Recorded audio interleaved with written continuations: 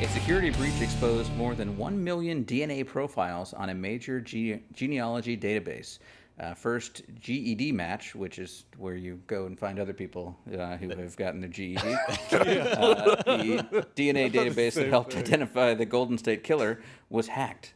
Then email addresses from its users were used in a phishing attack on another leading genealogy site, which I guess we'll just be left to guess which one that is. But Match.com. Is that it? Well, they do that to make sure that you're not related. Cousins. Yeah.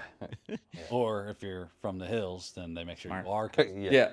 So this is the boogeyman story that has been told about biometrics for years, where people say, I only want to use passwords. I don't want to use my fingerprint, because if a hacker steals my fingerprint, I can't change it, right? They've got my fingerprint or my retinal scan. Well, here, this is like the worst case scenario, that not only do they have a ton of PII about you, they have your DNA. I don't think they actually stored a full DNA profile, so like they can't necessarily clone you, which would take a lot of work for a hacker. But if you think about it, like, it is literally the most information somebody could hold on you, and you are unable to change any of it.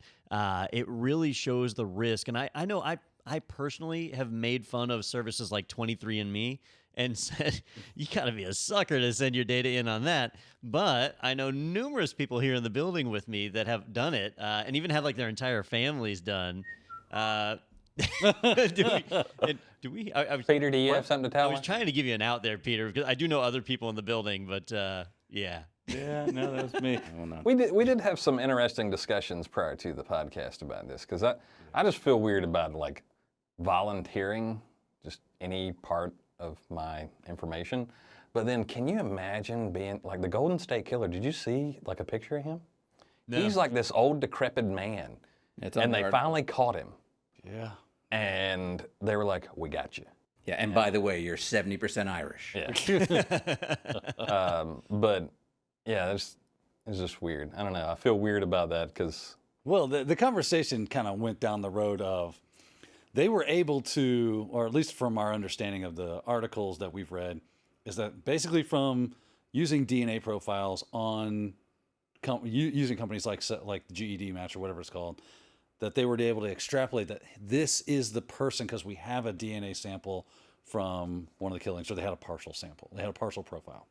So they were able to go, well, this DNA profile and this DNA, and do deductive reasoning and figure out it must be this person who is the son of these two people, which have uploaded their information freely. And Justin was like, yeah, but they're figuring out who I am through stuff that I did not give. It's hard for me to explain why I feel weird about it. And I've been trying, so since we've had this discussion, I've been trying to figure out a way to like explain why it just seems like a private thing. Like, even though it is very much a valid reasoning technique, I don't know. Well, see, I think this is where, and we're an IT podcast, but libertarians, their focus is on smaller government, less government involvement in people.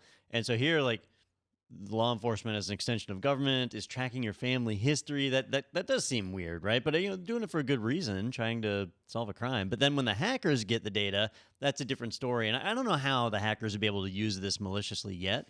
But maybe one day they do clone you, and all I of was a going sudden to say, you mentioned that Justin was eye. eating two cheese danishes in the other room, The hacker- and That he said it was was his his twin. Could have easily been. Or it's a chimera.